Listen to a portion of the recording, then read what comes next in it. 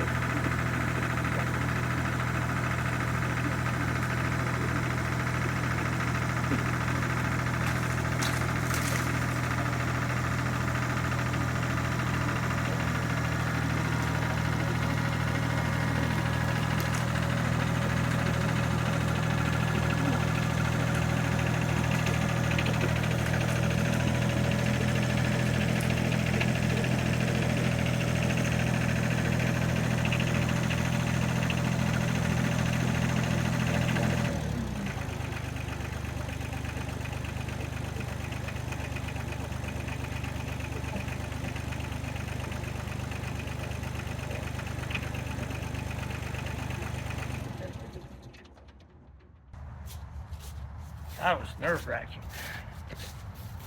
Just like it worked. Let's go see.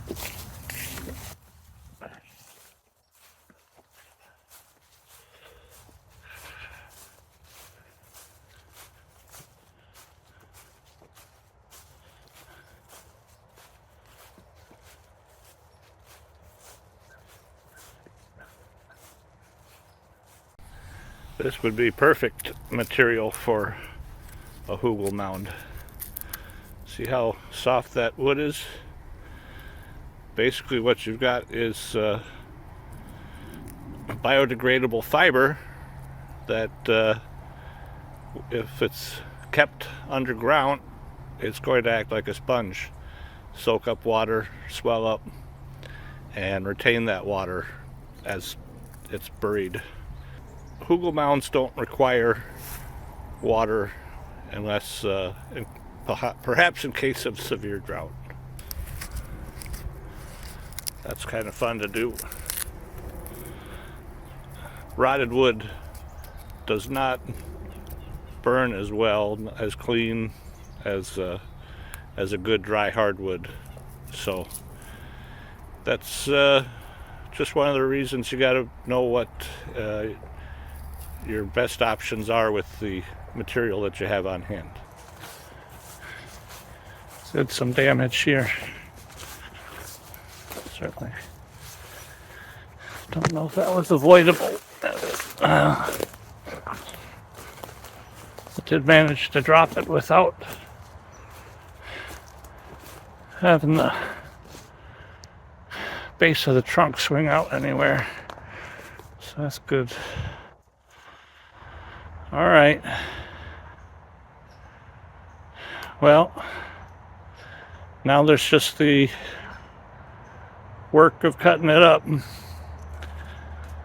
Shoo! Before the sun goes down, let me just run you around and show you some things that have been going on here. Just what we've been up to. Cut down the whole mound there. Going to plant that with wildflower seeds again. Hope for some better luck. This is where our brush pile was. So we enjoyed some big fires. Some just the two of us. Some with friends. I don't know if I updated it. Well, got a third row here alongside the fruit trees. Those are different kinds of berries. There's the hugel mound. I mentioned it in a previous video, but basically it's a pile of dead, fallen, rotting wood that we collected.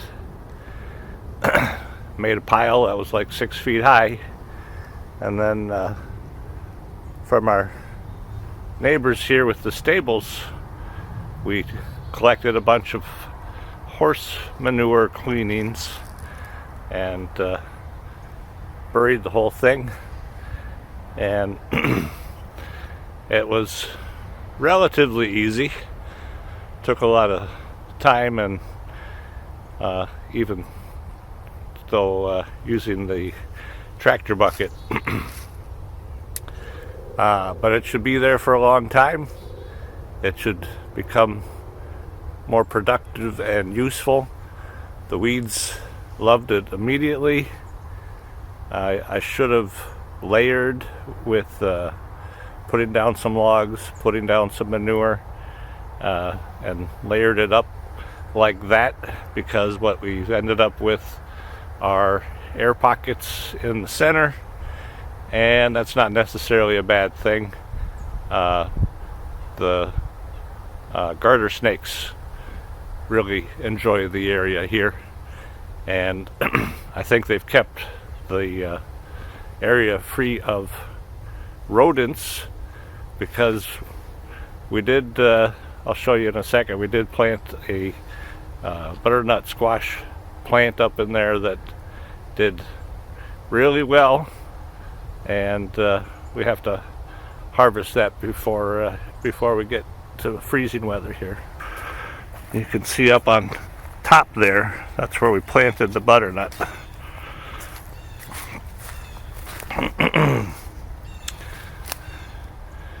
So there's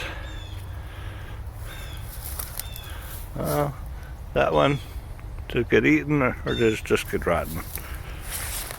There are little ones right here.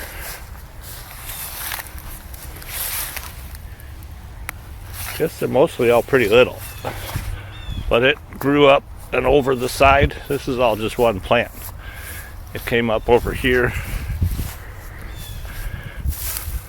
I can't even see what's on the screen anymore, but there's some there. I'll have to collect them and see what condition they're in.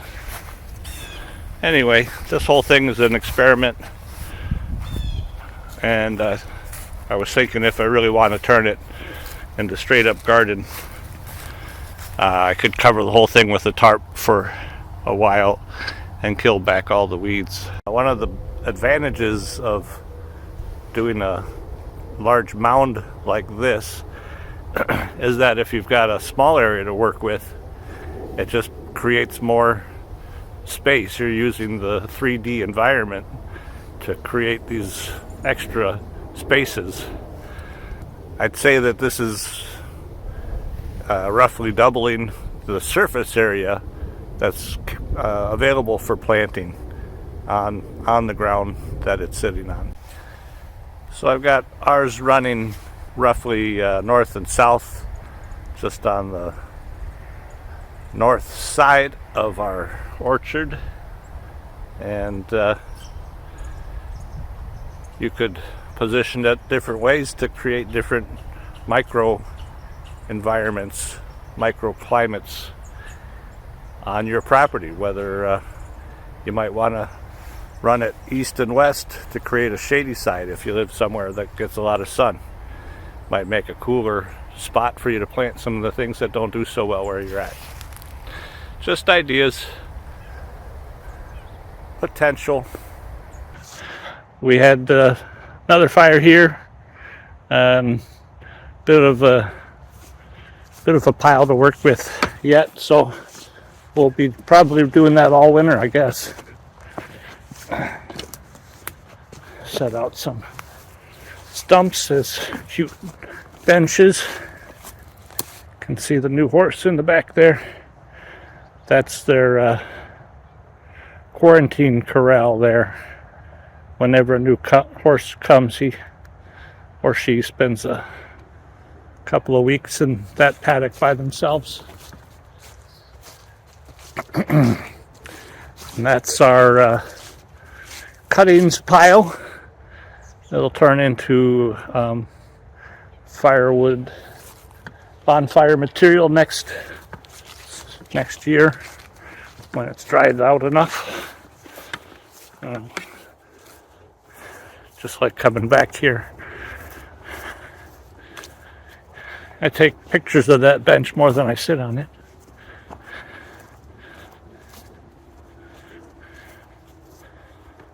Somewhat iconic.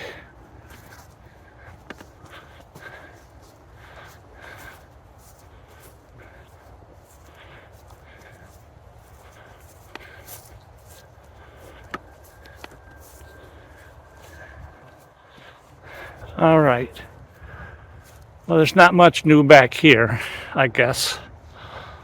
Aside that, everything is well mowed and prepped for winter. No need to get back here for anything again. One of the projects that we're looking at getting into on sort of long term here is trying to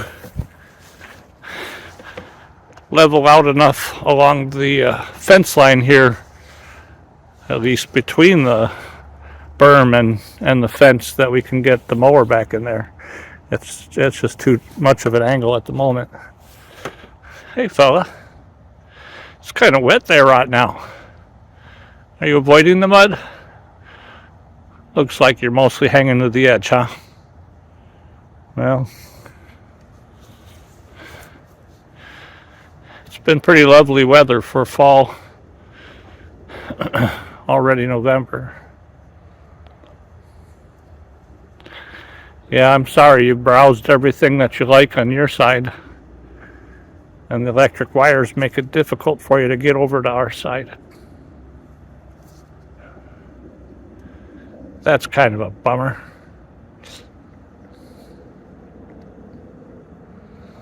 All right. Yep, don't go in that mud. Go around it.